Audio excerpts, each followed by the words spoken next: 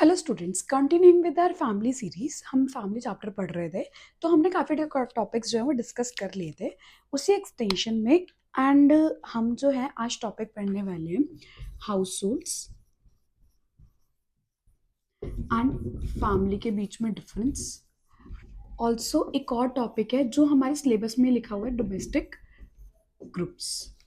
And उसके बाद इसी वीडियो में हम पढ़ेंगे कि एजुकेशन का क्या इम्पैक्ट पड़ा है, इम्पैक्ट ऑफ एजुकेशन क्या है फैमिलीज पे। आज की वीडियो में हम यही टॉपिक्स पढ़ने वाले हैं। आप लोग ना बहुत क्वेश्चन कर रहे थे कि ma'am why small videos. See what I feel, your time is very valuable. ठीक है, आप एक वीडियो, मैं 10 से 15 मिनट की वीडियो बनाती हूँ, 2 टॉपिक आपके अच्छे से कवर हो रहे हैं, मैं एक्सप्लेन कर रही हूँ अच्छे से, and then you start writing about it. जब आप उस पर लिखोगे खुद तो आपके दिमाग में समझ आएगा कि मैम ने क्या समझाया था। एंड देन जब आप उसको लिख लोगे अपने वर्ड्स में तो आप पेपर सेंट्रिक बन जाओगे, पेपर रेडी हो जाओगे। If in case you want my notes you can contact me. But in case कि अगर आपको ऐसे है कि हाँ हमें एक पेपर रेडी बनना है, तो आप लिखने लग जाओगे खुद से। जब खुद से लिखोगे चीज़ों को तो it will become better and easy for you. ठीक है, तो इसीलिए हम छोटी छोटी वीडियोस रखते हैं एंड वो जल्दी से जल्दी आप देख सको। 2x पे देखो, 2.5x पे देखो, 1.5x पे देखो, as per your like need. And जब आप उस वीडियोस को देखोगे and then you will realize कि हाँ हमारे ना टॉपिक्स बहुत जल्दी जल्दी कवर हो रहे हैं एंड हमारा फैमिली टॉपिक खत्म भी हो गया एंड जिसमें हमें बहुत ज़्यादा स्ट्रगल भी नहीं करना पड़ा। मैं यहाँ पे बहुत सारे एंथ्रोपोलॉजिस्ट के नाम भी बताती हूँ, आपको पता है। एंड एग्जाम में रोल ही ये होता है कि आप कितने से ज़्यादा एंथ्रोपोलॉजिस्ट, कितने ज़्यादा से ज़्यादा केस स्टडीज एंड कितने ज़्यादा से ज़्यादा एग्जाम्पल्स लिख रहे हो। Because it's exam all about examples. Because सबको ही एग्जाम से लिखने वाला है। क्या आपको क्या लगता है impact of education on family कोई नहीं लिख सकता? आप किसी और ऐसे पर्सन से पूछोगे ना, यूपीएससी की तैयारी नहीं भी कर रहा एंड जिसका एंथ्रोपोलॉजी ऑप्शन है, वो भी बता सकता है कि क्या है। लेकिन इसमें हम क्या पढ़ेंगे? हम विलियम्स, गॉडजी एंड एपी आईपी देसाई, इनके एग्जाम्पल्स पढ़ेंगे कि इन्होंने क्या स्टडी किया एंड इन्होंने क्या आउटकम्स दिया। मे बी इन्होंने बात सेम बोली हो, but we have to write examples from the anthropologist point of view. अगर हम स्टार्ट कर रहे हैं household, domestic group and family के बीच में डिफरेंस, तो बेसिकली हाउस होल्ड्स क्या है? हाउस होल्ड्स सबसे पहले देखेंगे तो हाउस होल्ड्स क्या है बेसिकली, कुछ पीपल जो साथ में रह रहे हैं because they have a common cultural group और they have a common occupation group. For example, हम ना बहुत अच्छा एग्जाम्पल लेते हैं, यूपीएससी के पॉइंट ऑफ व्यू से लेते हैं। अगर आप लोगों ने देखा हो कि जो लाइक ORN बड़ा फेमस एरिया है, राजेंद्र प्लेस, आपने सुना होगा, जहाँ पे बहुत सारे लोग जो हैं वो इकट्ठे रह के यूपीएससी की तैयारी कर रहे हैं। तो that is an example of household, कि वो लोग डिफरेंट डिफरेंट कम्युनिटीज हैं। They are not connected by blood, they are not connected by any kinship relation, they are just living together for the sake of study। वो साथ में रह रहे हैं because they need a room and उन्हें room share करना है, इसलिए वो साथ में रह रहे हैं। एंड उसको हम क्या बोल रहे हैं? House hold. एंथ्रोपोलॉजिकल टर्म्स में हाउस होल्ड क्या है? बेसिकली ऐसे लोग जो साथ में रह रहे हैं just for the sake of their meaning. ना ही उनका कोई ब्लड रिलेशन है, ना ही उनका कोई किनशिप रिलेशन है। आपको इतनी बात समझ आ गया होगा कि अगर हाउस होल्ड है तो उससे अपोजिट हमारा क्या है? Domestic group. डोमेस्टिक ग्रुप क्या होता है? बेसिकली डोमेस्टिक ग्रुप इज जहां पे लोग रह रहे हैं साथ में because of their relation by blood and by kinship. Meyer Fortes is the person जिसने डोमेस्टिक ग्रुप पे बहुत अच्छी से स्टडी करी और उन्होंने बोला कि ना 3 फेसेस होते हैं। एंड 3 फेसेस हैं जिसकी वजह से जो लाइक डोमेस्टिक ग्रुप जो है वो डेवलप होता है। कंटिन्यूइंग विद मेयर फोर्टिस जो है, उन्होंने 3 वो दिए थे faces. Face of expansion, phase of dispersion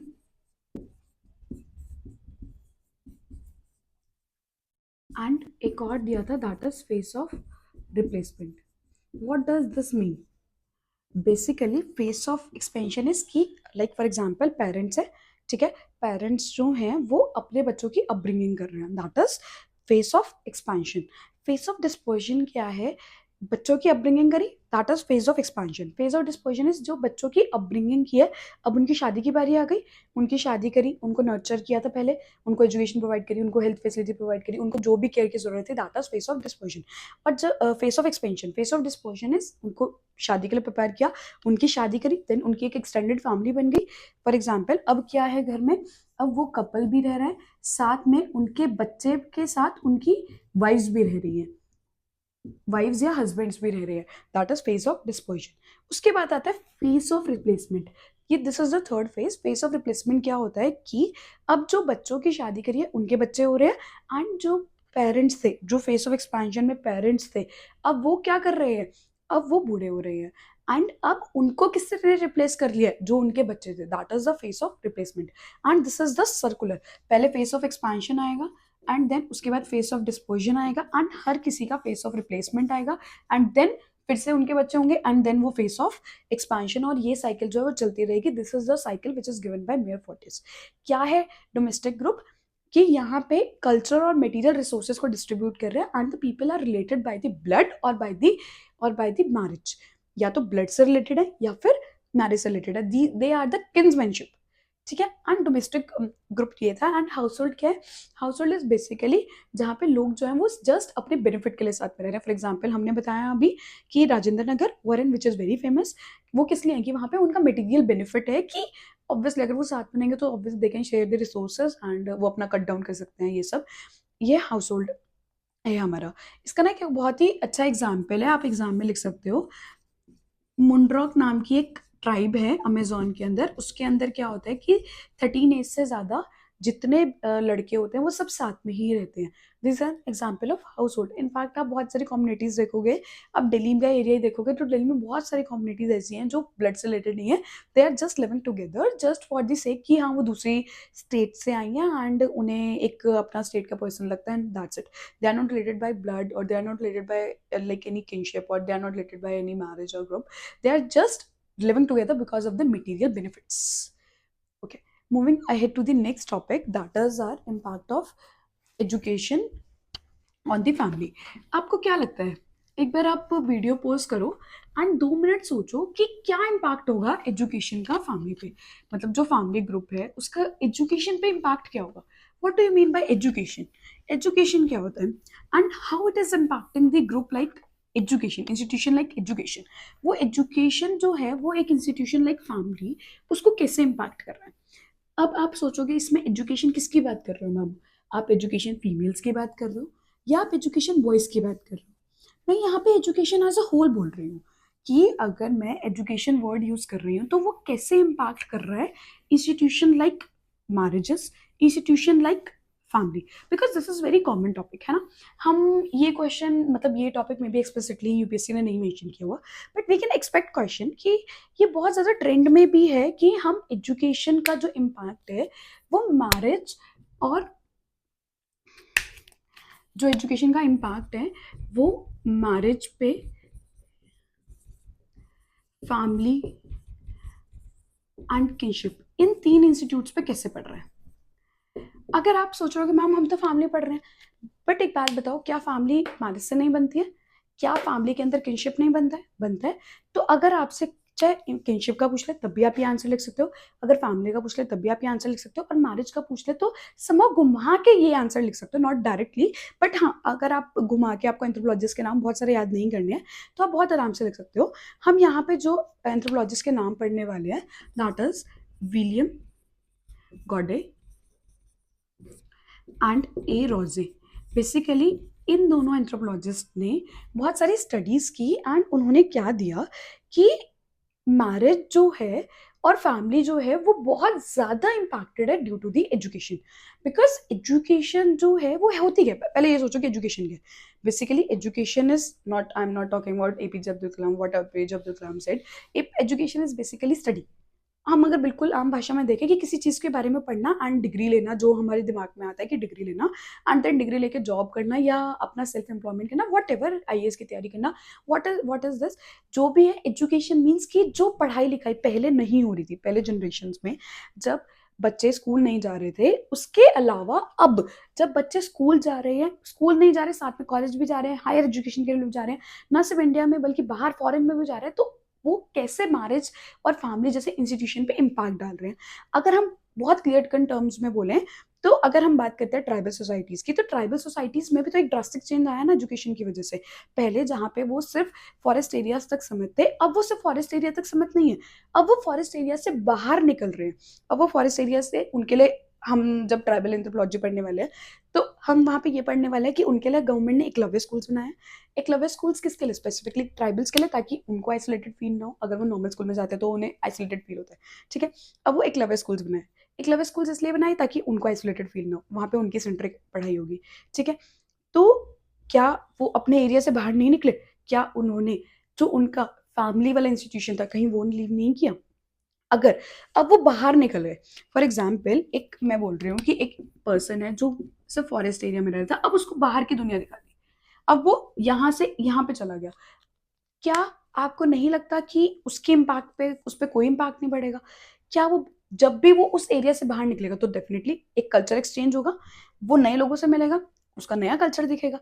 जब वो नए कल्चर देखेगा तो क्या उसको इम्पैक्ट नहीं पड़ेगा उस चीज का? क्या वो अपने अंदर वो इम्बाइब करने की कोशिश नहीं करेगा कल्चर को? अगर हम एक ट्राइबल सोसाइटी ना देख के अगर हम एक मेन स्ट्रीम वाली सोसाइटी देखते हैं, जो मेन स्ट्रीम वाली सोसाइटी है, क्या वो वेस्टर्न कल्चर को कॉपी करने की कोशिश नहीं कर रही? तो क्या वो फैमिली एज एन इंस्टीट्यूशन को होल्ड अपोज नहीं कर रही? क्या आप अपने घर के अंदर देखो, हमारी एज एंड हमारे पेरेंट्स की एज एंड देन हमारे ग्रैंड पेरेंट्स की एज, क्या उनके थॉट में डिफरेंस नहीं है? क्या वो जो अपनी बातें बताते हैं क्या वो अभी सिमिलर है? नहीं ना। तो ऐसे ही जो एजुकेशन, जैसे जैसे हम इवॉल्व हुए, एजुकेशन बढ़ी है। जैसे हमारे ग्रैंड पेरेंट्स वो थोड़े कम पढ़े हुए थे, हमारे पेरेंट्स उससे ज्यादा पढ़े एंड अब हम उनसे ज्यादा पढ़ रहे हैं। तो क्या हमारे जब हम ऊपर जा रहे हैं तो एजुकेशन ही है जो सबसे ज्यादा चेंज लेके आ रहा है? तो उसका इम्पैक्ट क्या क्या हो रहा है वो हम पढ़ने वाले हैं। तो एक पर्सन था आईपी देसाई, उन्होंने ना 430 फैमिलीज पे स्टडी करी और उन्होंने बोला कि ना फैमिली की वजह, एजुकेशन की वजह से एक बहुत बड़ी चीज आ रही है, दैट इज इंडिविजुअलिज्म। कि अब जो सोसाइटीज है ना वो इंडिविजुअलिज्म के पीछे भाग रही है, मतलब वो इंडिविजुअलिस्टिक के पीछे भाग रही है। पहले जब पर्सन एक मेटेरियलिस्टिक चीज के बारे में सोचने से बजाय पहले फैमिली के बारे में सोचता था, वो अपने पेरेंट्स के बारे में, वो अपने किड्स के बारे में, वो अपने अंकल आंटी एंड ऑल, अब सबके बारे में सोच के काम कर रहा था। एक पर्सन जो है वो इंडिविजुअल अपने बारे में सोच रहा है, उसको किसी और से इतना फर्क नहीं पड़ रहा, बट वो सबसे पहले किसके बारे में सोच रहा है? अपने बारे में सोच रहा है।